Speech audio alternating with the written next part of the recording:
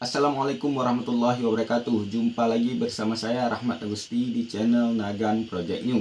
Oke teman-teman, jadi pada hari ini saya akan kembali membagi tips ataupun trik bagaimana cara untuk melihat pendapatan dari TikTok kita teman-teman dalam waktu cuma 1 menit.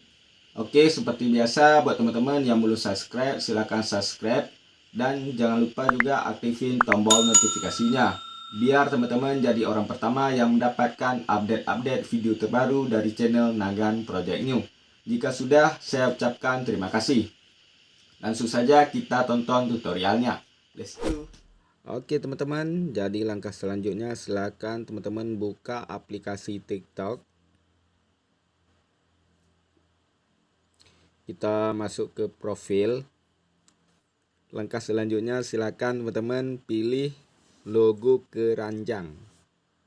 Kita klik. Langkah selanjutnya silakan teman-teman klik TikTok Shop.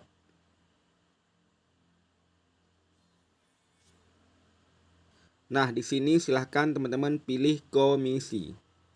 Kita klik.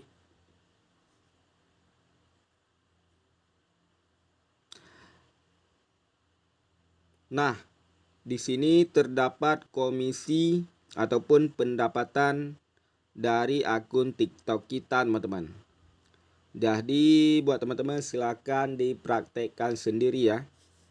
Mungkin hanya ini tutorial dari saya tentang bagaimana cara untuk melihat pendapatan dari TikTok.